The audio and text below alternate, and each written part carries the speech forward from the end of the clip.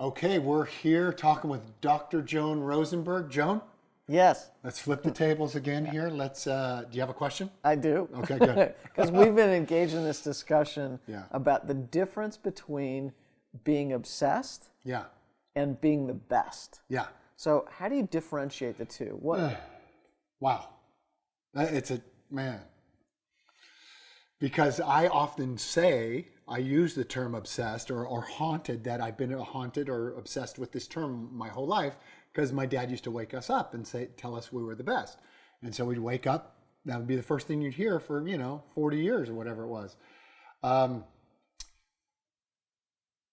The difference, there's a couple of differences. One, the best is very inclusive.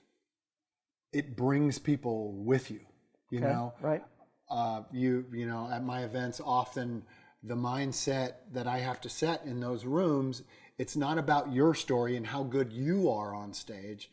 The mindset of this group is how good is the person going to be to your left, and how good are you going to make the person to your right? Right.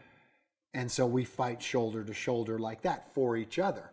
When we do that, the level just goes through the roof.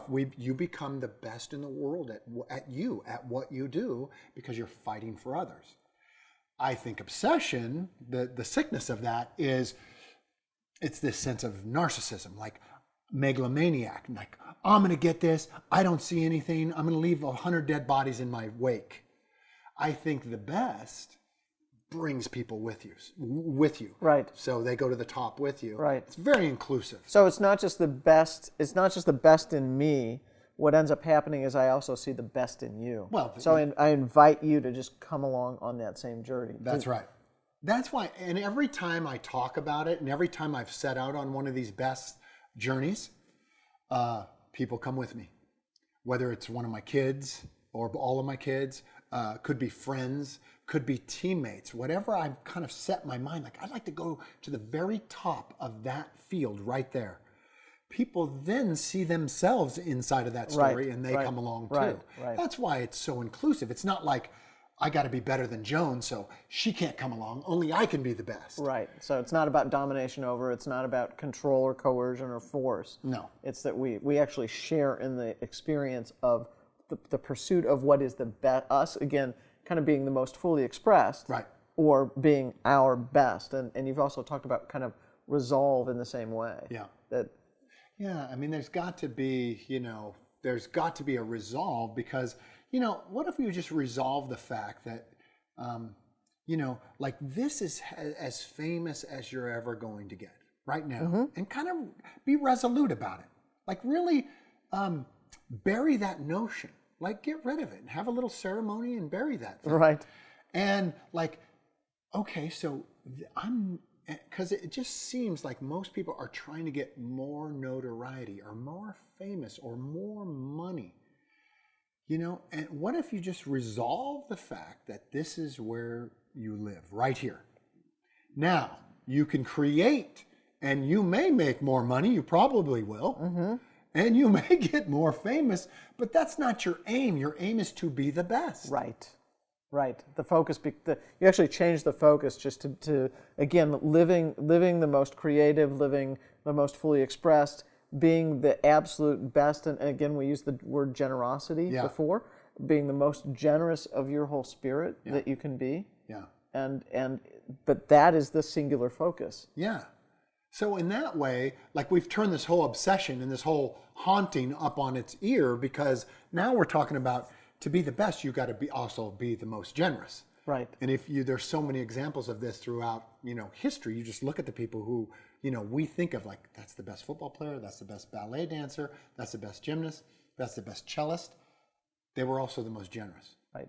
They gave of themselves. Fully. Yeah. And then people around them played up to their standard. That's right. And went all the way with them. Right. Isn't that a better way to live? Absolutely. Than to be, that whole, you're obsessed, and that's a bad thing. So that's unhealthy. Therefore, keeping yourself off of the field. Right. again, in prior conversation, the notion is that if I call you out as obsessed, you're actually in pursuit of the best. Right. But if I call you out as obsessed, Yeah. I'm doing that so I don't have to commit and play the game. I totally agree with that. Just took myself right off the field because then I don't have to be the most generous. I don't have to fall down and scrape my knees. Yep. I don't have to have you see the raw insides. Nothing. Yep. I've just pulled myself right out of the game. Yeah. And think about that. Why would somebody take themselves out of the game? They don't want to get hurt. Right? Yep. So in the end of our lifetime, on our last breath, probably the person who's had their heart broken the most, been hurt the most, Absolutely. they're probably going to be the winner. Yes. So we're living our life kind of backwards, kind of with the wrong idea in place. Because if you pursue the best, I guarantee you're going to get a bloody nose. I guarantee you there's going to be a ton of obstacles in your way, and you'll be called out of balance, you'll be called obsessed, you'll be called whatever, because the people on the sidelines, the non-participants, will point you out. That's the game. That is the game. That is the game. And so it's like go for it fully. Yeah. And just maintain that resolve. Yep. Yeah. And go for the best. There you go, Joe. Thank you. You're welcome.